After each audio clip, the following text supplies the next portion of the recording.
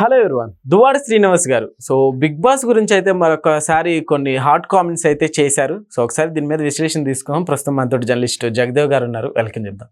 Hello sir. Hello sir, ఇప్పుడు దువ్వాడ శ్రీనివాస్ గారికి సంబంధించిన ఒక ఇంపార్టెంట్ పర్సన్ లోపల ఉన్నారనే చెప్పాలి.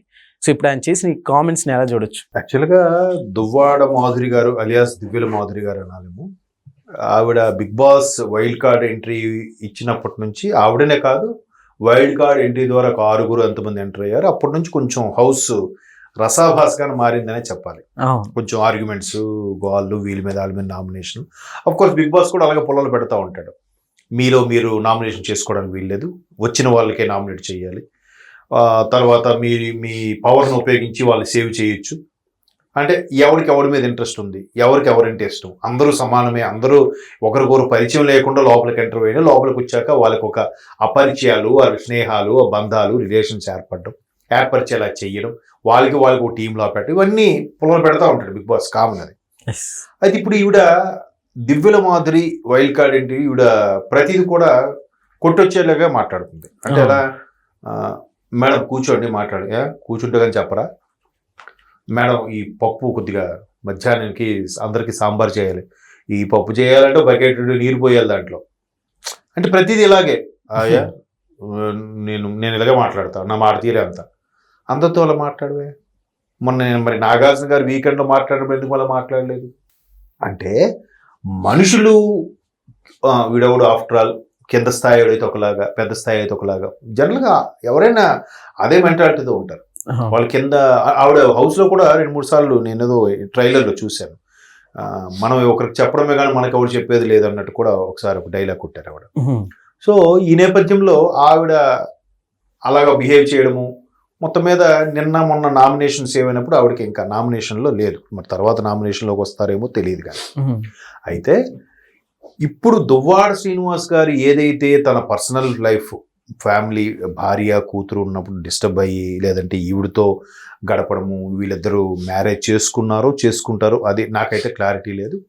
తిరుపతిలో వెళ్ళి ఇద్దరు కలిసి తిరుపతి వెళ్ళడము, ఆ తిరుపతి వెళ్ళేటప్పుడు కూడా అక్కడ వీడియోస్ తీసుకున్నారని అదొక పెద్ద వైరల్ అయింది.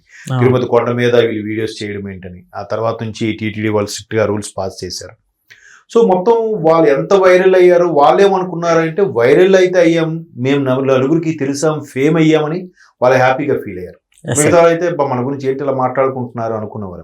బట్ వాళ్ళిద్దరూ ఒకటి అవ్వాలనుకున్నారు, ఏదో సంథింగ్ ఒకటి అయినట్టున్నారు. ఎందుకంటే ఇప్పుడు ఆ ఇంటర్వ్యూలో కూడా చూస్తే ఆ ఇంటర్వ్యూ చేసే పర్సన్ ఈ విరహం అనేది ఎప్పుడు ఉంటుంది, ఎవరి మధ్య, ప్రేమికుల మధ్యనో లేదంటే ఇద్దరు భార్యాభర్తల మధ్యనో ఏదో ఉంటుంది ఆ విరహం.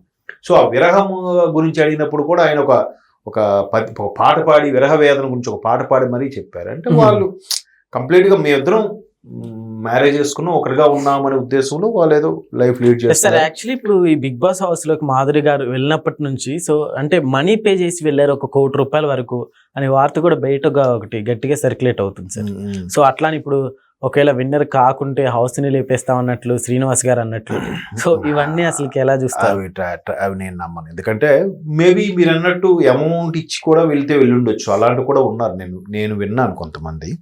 అంటే బిగ్ బాస్ హౌస్లోకి వెళ్తే అప్పటి వరకు ఉన్న క్రేజు మరింత పెరుగుతుంది, నలుగురికి సుపరిచితులు అవుతారు కదా. అంటే రోజు ఒక 90 రోజుల పాటు, ఇప్పుడు 100 రోజులు ఆల్మోస్ట్ ఆల్. బట్ ఎవరు ఎన్ని రోజులు ఉంటారో చెప్పలేం. కనీసం ఒక 8 వారాలు ఉంటే 2 నెలలు ఉన్నట్టేగా. సో 2 నెలల పాటు ఉన్నామంటే మనం బిగ్ బాస్ హౌస్కి వెళ్ళామని బయటకు వచ్చి అవి ఇవి చెప్పుకొని తిరగచ్చు, చూడొచ్చు. తద్వారా మనం కూడా ఆ ఇమేజ్ని పెంచుకొని మన ఇన్స్టాలో ఫాలోవర్స్ని వాటిని పెంచుకోవచ్చు అనే ఆలోచనలో ఉన్న వాళ్ళు ఉన్నారు. ఎవరైతే అప్కమింగ్ ఇది ఉన్నారో వాళ్ళు అట్లా పే చేసి వెళ్ళిన వాళ్ళు కూడా ఉన్నారు. అంటే మధ్యలో మీడియేటర్కి మేబీ అసలైన వాళ్ళు జియో హాట్స్టార్ కానీ మా బృందానికే కాకపోయి ఉండొచ్చు, లేదా బనిజాయ్ టీం కాకపోయి ఉండొచ్చు.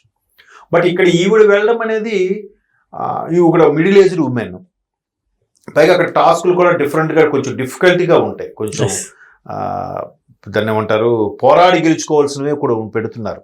అంటే మైండ్ గేమ్తో ఆడేవైతే ఏ వయసు వాళ్ళని వెళ్ళొచ్చు, కొన్ని ఫిజికల్ టాస్క్లు ఇస్తున్నారు, అలాంటివి అందరూ చేయలేరుగా. యాజ్ ఎ ఫిమేల్ గా ఆవిడ అంత బాగా ఆడలేకపోవచ్చు, బట్ మేనేజ్ చేస్తుంది. చూద్దాం ఆవిడ ఎన్ని వారాలు ఉంటుందో. అంతేగాని వీళ్ళందరూ కూడా వాళ్ళకున్న బిజినెస్ డెవలప్ చేసుకోవడానికి వెళ్తుంటే వెళ్ళుండొచ్చు. బట్ ఆవిడ దువ్వాడ శ్రీనివాస్ గారు, దివ్యల మాధురి గారి యొక్క వ్యవహారము రాష్ట్రం అంతా వైరల్ అయింది కాబట్టి బిగ్ బాస్ వాడు కూడా వైరల్ అయిన వాళ్ళని తీసుకుంటాడు. అవును. ఇప్పుడు జనరల్గా నా ఫ్రెండ్ ఒకడు ఉన్నాడు, వాడు ఒక 3 సినిమాలు డైరెక్ట్ చేశారు, వాడు ఎవరికి తెలియదు. బట్ అదే ఇన్స్టాలో వాడికి ఒక 1 మిలియన్ ఫాలోవర్స్ ఉన్నారంటే వాడు తోపు. లేదా ఫేస్బుక్ లో వాడికి ఒక 10 lakhs వ్యూస్ వచ్చే వాడుకు ఉన్నాడంటే వాడొక తోపు. యూట్యూబర్ అంట వాళ్ళ పేరు, లేదంటే ఇన్ఫ్లుయెన్సర్ అంట, లేదంటే దాని ఏదో రకరకాల ఇలాంటి పేర్లతోనే వాళ్ళు పిలుస్తున్నారు, వాళ్ళనే తీసుకుంటున్నారు. సెకండ్ ఆప్షన్ సీరియల్స్ వాళ్ళు తీసుకుంటున్నారు. అంటే బిగ్ బాస్ వాడు ఆలోచన విధానం ఎలా ఉందంటే ప్రజలతో ఐ మీన్ వేవర్స్ తో ఎక్కువగా కనెక్ట్ అయ్యేది ఎవరు? డైలీ సీరియల్ వారు కనెక్ట్ అవుతారు. సినిమా వాడు అంతగా కనెక్ట్ అవుడుగా. అవును. డైలీ సీరియల్ వాడు రోజు పలానా 6 గంటలకో 7 గంటలకో 8 గంటలకో సీరియల్ వస్తుంది కాబట్టి ఆ సీరియల్ ద్వారా కనెక్ట్ అయ్యి రోజు ఎవరెవరు కనెక్ట్ అయిన వాడు ఆ సీరియల్లో ఈ అమ్మాయి ఉంది కదా, ఆ అమ్మాయిని తెలుసుకునే ప్రయత్నం. ఇన్స్టాలో ఫాలో వచ్చినప్పుడు రోజు వాడు ఏదో ఒక సొల్లు వీడియోనో మంచి వీడియో ఏదో పెడతా ఉంటాడు, దాని ప్రకారం ఫాలోవర్ పెరుగుతూ ఉంటారు. ఇకపోతే బిగ్ బాస్ కాదు, జబర్దస్త్ లాంటి కమెడియన్స్ కూడా ఎక్కువగా వాళ్ళు వారానికి 2 ఎపిసోడ్స్ పెట్టినా యూట్యూబ్లో ఎక్కువ వీడియోస్ అవి వెళ్తున్నాయి కాబట్టి ప్రతి ఒక్కరు కూడా శాటిలైట్ కన్నా యూట్యూబ్ని ఎక్కువ నమ్ముకొని వెళ్తున్నారు కాబట్టి ఆ శాటిలైట్ వాళ్ళు కూడా వాళ్ళ వీడియోస్ని యూట్యూబ్లో అప్లోడ్ చేసి ఇన్కమ్ సంపాదించుకుంటున్నారు. సో ఆ విధంగా ఇదవుతున్నారు కాబట్టి ఇమాన్యుల్ లాంటి వాళ్ళు వెళ్ళగలిగారు.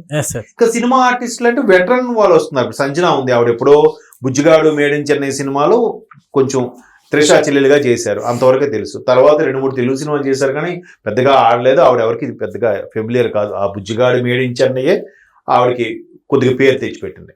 సో అట్లాంటి ఆర్టిస్టులని పెట్టడం ఎప్పుడో బిగ్ బాస్ ఇది సమరసింహారెడ్డి సినిమాలో నరసింహనాయుడు సినిమాలో లక్షపాప పాటతో ఎంట్రీ ఇచ్చిన ఆశా షైని, ఇప్పుడు ఫ్లోరా షైని ఏదో అటువంటి వాళ్ళు పెడుతున్నారు. కానీ ఇప్పుడు ఈవిడ దువ్వాడ శ్రీనివాస్ గారు ఇచ్చిన ఇంటర్వ్యూ ప్రకారం చూస్తుంటే ఏమవుతుందంటే వాళ్ళు టెక్స్టైల్ బిజినెస్ లో దిగారు, వాళ్ళ బోటిక్ అని రకరకాల బిజినెస్లు చేస్తున్నారు కాబట్టి ఆ బిజినెస్ కి ఈ నేమ్ ఫేమ్ కూడా యాడ్ అవ్వాలి. యాడ్ అయితే ఏం చేస్తారు? ఇప్పటి వరకు 10,000 రూపాయలు అమ్మని చీరని రేపటి నుంచి 20,000 అమ్ముతారా? బిగ్ బాస్ ఆవిడ దివ్యల మాధురి బిగ్ బాస్కి వెళ్ళారు కదా, మాధురి గారిది బిగ్ బాస్ మాధురి గారు అంటారు రేపు పొద్దున.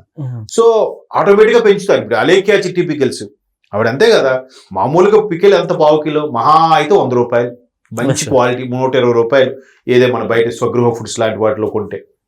సో దాన్ని ఈవిడ మరీ టూ మచ్ గా 200-300 అమ్ముతుందండి 1/2 కిలో.